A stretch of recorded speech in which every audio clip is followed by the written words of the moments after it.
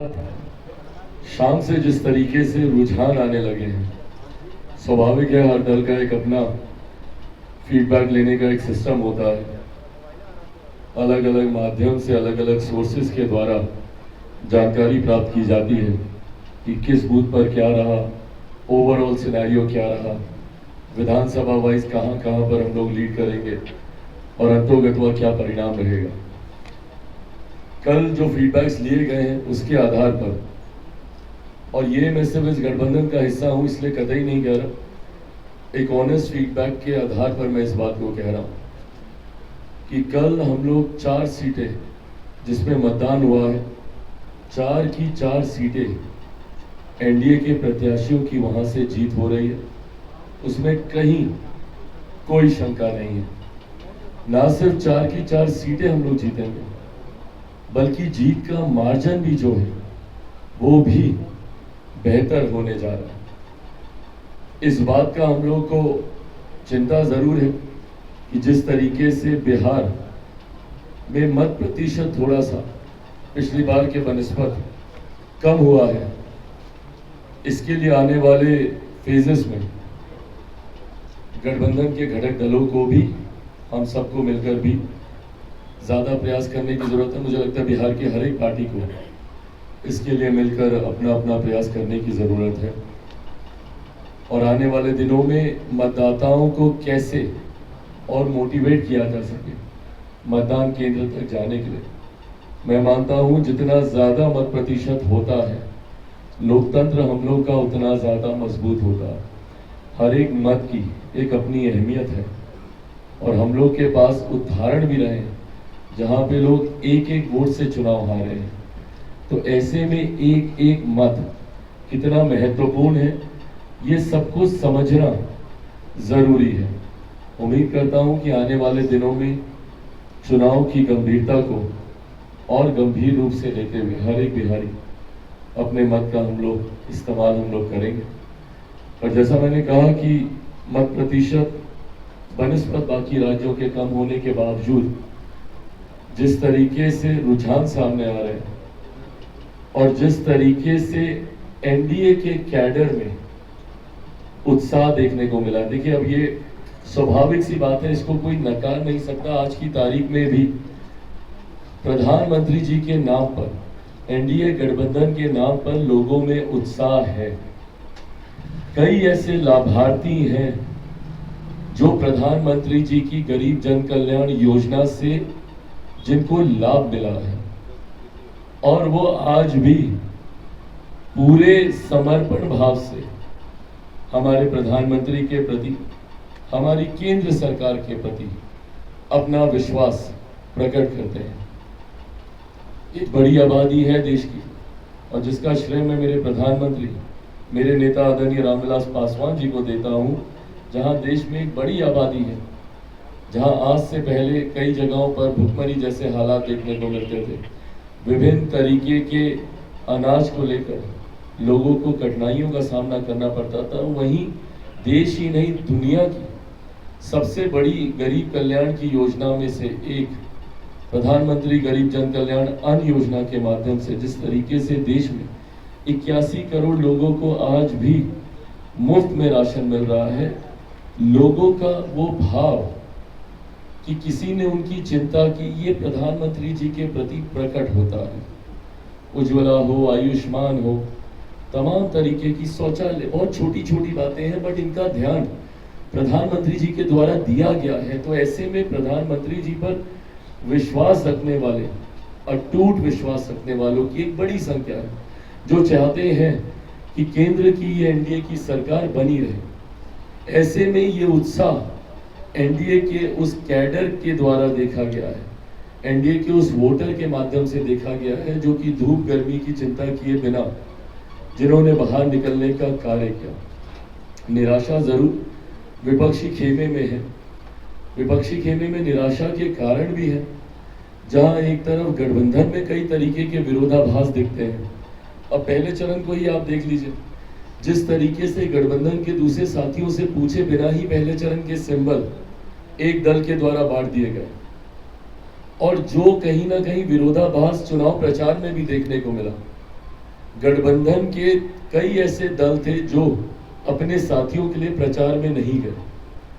कांग्रेस का कोई बड़ा नेता, वाम दलों का कोई बड़ा नेता प्रचार में नहीं आया। ऐसा लग रहा था जैसे पहले चरण के प्रचार में विपक्ष की कोई भूमिका ही नहीं है। मात्र 1-1.5 दल के लोग प्रचार में लगे हुए थे। उसके अलावा कोई बड़ा नेता केंद्रीय स्तर का। और मुझे कभी कभी ताज्जुब होता है कि पूरे एक राज्य की आप अनदेखी कैसे कर सकते हैं। कांग्रेस, भाई मान लिया आप नहीं किसी उस पर आपका वो था, पर ऐसे में आपका कोई राष्ट्रीय स्तर का नेता बिहार में आना तक उन्होंने जरूरी नहीं समझा। और ये वो लोग हैं जो हमारे प्रधानमंत्री पे ताने देते हैं कि भैया क्यों प्रधानमंत्री इतनी बार बिहार जा रहे हैं, डर गए हैं क्या? तो आप बिहार नहीं आ रहे तो मतलब क्या आप ओवर कॉन्फिडेंस में हैं? भाई एनडीए गठबंधन हर चुनाव को उतनी ही गंभीरता से लेता है। कई बार हम लोगों के ऊपर आरोप भी लगते हैं कि हम लोग छोटे छोटे चुनाव को भी क्यों इतनी गंभीरता से लेते हैं, पर लोकतंत्र में जरूरी है हर चुनाव के महत्व को समझना।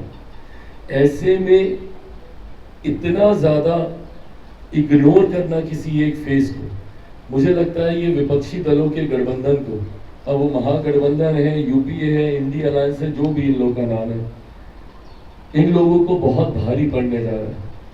बिहार की जनता ने इस बात को महसूस किया है कि विपक्षी गठबंधन में एकता का अभाव है।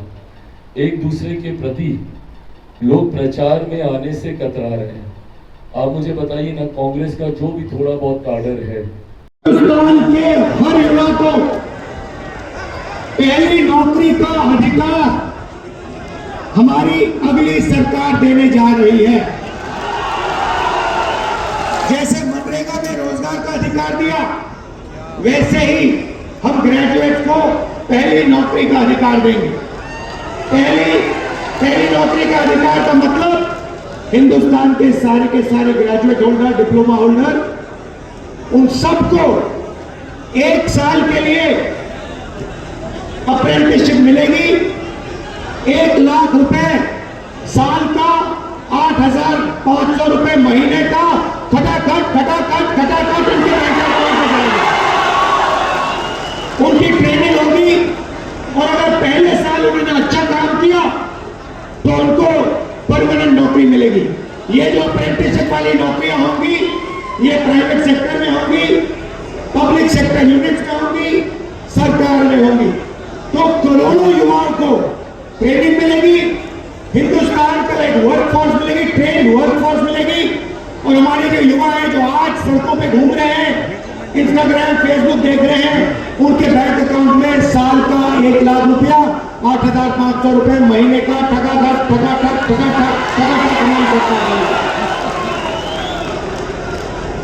आपने देखा होगा किसान नरेंद्र मोदी के खिलाफ खड़े हैं। वो गलत कानून लाए, किसानों के खिलाफ काले कानून लाए, किसान खड़े हुए, इंडिया गठबंधन वाली पार्टी खड़ी हुई और नरेंद्र मोदी को वो कानून रद्द करने पड़े। अब हम किसानों को 2 गारंटी दे रहे हैं। सबसे पहले, अगर नरेंद्र मोदी अरबपतियों का कर्जा माफ कर सकता है तो कांग्रेस पार्टी किसानों का कर्जा माफ करने जा रही है। इंडिया गठबंधन कांग्रेस के साथ कर्जा माफ करने जा रहा है। और दूसरा, बाकी लोगों को अपने प्रोडक्ट्स के लिए सही दाम मिलता है। बड़ी बड़ी कंपनियां मार्केट में जो भी बेचती हैं उन्हें सही दाम मिलता है, किसान को सही दाम नहीं मिलता। किसान सिर्फ मिनिमम सपोर्ट प्राइस अपने अनाज के लिए, धान के लिए सही दाम मांग रहा है। हम हिंदुस्तान के किसान को गारंटीड कानूनी मिनिमम सपोर्ट प्राइस देने जा रहे हैं। उसको अपने धान के लिए, शुगर केन के लिए market rate minimum support price मिलेगी। हिंदुस्तान के किसी युवा को नहीं अच्छी लगती। जैसे हमारी इंडिया गठबंधन की सरकार आएगी, ये अग्निवीर योजना को उठा के हम बाहर फेंक देंगे, खत्म कर देंगे। इसकी कोई जरूरत नहीं है। हिंदुस्तान को 2 तरीके के शहीद नहीं चाहिए। एक शहीद चाहिए, एक तरीके का शहीद चाहिए। शहीद का दर्जा सबको मिले, पेंशन सबको मिले, कैंटीन सबको मिले, तो अलग अलग तरीके के जवान नहीं चाहिए हमें, इसलिए अग्निवीर योजना को उठाने फेंक देंगे, जैसे पहले होता था वैसे करेंगे। बदल गया है, बीजेपी के विपरीत जो है हवा चली है। नहीं, निश्चित तौर पे ये सही है। जो जिस हिसाब से कल वोटिंग परसेंटेज कम हुआ है, तो इससे स्पष्ट होता है कि भाजपा का कहीं ना कहीं हवा निकल चुका है।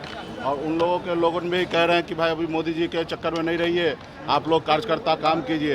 तो और जिस हिसाब से वोटिंग परसेंटेज कम हुआ, तो मान लीजिए कि सरकार के फिर से बनाने के लिए लोग उत्साह नहीं है और सरकार गिराने के लिए लोग रेडी है। तो इसलिए बहुत ही अच्छा रिजल्ट कल का हम लोग जानकारी मिला, खुशी प्राप्त हो रहा।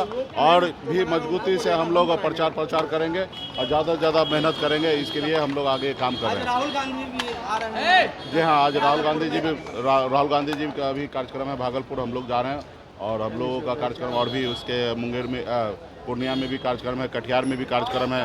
कांग्रेस पार्टी के प्रत्याशी तारिक अनवर साहब जी के इधर भी प्रचार हम लोग करने के लिए जा रहे हैं। तो पूरे गठबंधन के जितने भी नेतागण हैं सभी के लिए हम लोग प्रचार कर रहे हैं। देखिए, चारों सीट जो है हम लोग जीत रहे हैं, महागठबंधन जीत रही है और बहुत ही अच्छा पोजीशन है। हमने तो ब्लॉक वाइज मीटिंग की है, जो फीडबैक आया है बहुत ही बढ़िया आया है और वन साइडेड आया है। जो बीजेपी का 2024 का 400 पार का जो फिल्म था, वो फर्स्ट डे ही जो है सुपर फ्लॉप हो गया है और काट की हांडी जो है बार बार नहीं चढ़ती है। और ये जो बीजेपी का जो जुमलों का जो पहाड़ था, ये दह चुका है। तो इस बार जनता जो है समझ चुकी है और बिहार की जनता जागरूक है और इनको इस बार सबक सिखाएगी। ये 2 दिवसीय कार्यक्रम है। इसका उद्घाटन माननीय बिहार के राज्यपाल श्री राजेंद्र विश्वनाथ जी आर्लेकर जी करेंगे। उद्देश्य क्या है कार्यक्रम का? इस कार्यक्रम का उद्देश्य ये रहता है कि भगवान महावीर ने अहिंसा का प्रचार इसी भूमि से किया है, तो कम से कम वर्तमान में अहिंसा को हम अपने जीवन में अपनाएं और पापों से बचें, क्योंकि भगवान महावीर ने बताया हिंसा, झूठ, चोरी, कुशील, परिग्रह ये पाप हैं, इनसे बचिए और जीवन में सदाचार, शाकाहार को अपनाइए। किसी को कटु शब्द बोलना भी एक हिंसा का अंग है, इसलिए पूर्ण रूप से अहिंसा को जीवन में धारण करिए। यही इस कार्यक्रम का उद्देश्य है। देश प्रदेश के भी लोग आएंगे। क्या जी? देश प्रदेश के भी लोग। हाँ, आइए सर, इधर इधर आइए थोड़ा सा। तेजस्वी यादव कह रहे हैं कि पहले चरण का शो फ्लॉप हो गया है।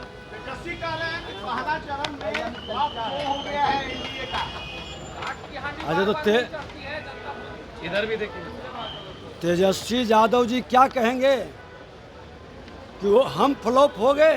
वो अपने बारे में लिखेंगे कि हम फ्लॉप हो गए? कह तो दिए कि उनकी पारिवारिक जिम्मेदारी समाप्त हो जाएगी, परिवार का एक सदस्य नहीं जीतेगा और उनका खाता नहीं खुलेगा। ये पूरी तरह से वो लिख लें। आखिर कौन सा ऐसा विजन है? बिहार को बर्बाद करने वाले, बिहार को लूटने वाले दिल्ली में जाके देश को लूटेंगे, देश को बर्बाद करेंगे। बिहार की जनता ये गलती नहीं करने जा रही है, उनको कहीं से अवसर नहीं दे रही है। राहुल गांधी जा रहे हैं, भागलपुर में दौरा है, चुनावी सभा को संबोधित करेंगे। अजीत शर्मा के लिए वोट मांगे भागलपुर। राहुल गांधी जी, लोकतंत्र में सबको आने का अधिकार है और राहुल गांधी जी जब अपना ही क्षेत्र छोड़ के भाग जाते हैं तो दूसरे के क्षेत्र में वो कितना वोट दिला पाएंगे, ये पूरा बिहार और पूरा देश जानता है। आज मुंगेर जा रहे हैं। मुंगेर लोकसभा और खगड़िया लोकसभा दोनों जगह आज कार्यक्रम है। और ये बता दें कि देश की जनता, बिहार की जनता, बिहार की बर्बादी करने वाले को कतई फिर से बिहार में अवसर नहीं देगा। मोदी जी की गारंटी पर उसको पूर्ण विश्वास है और विकसित बिहार बनाने का उसका संकल्प है। अत्याधुनिक सुविधाओं से लैस God Grace CBSE school Chaugai nursery से 10 तक।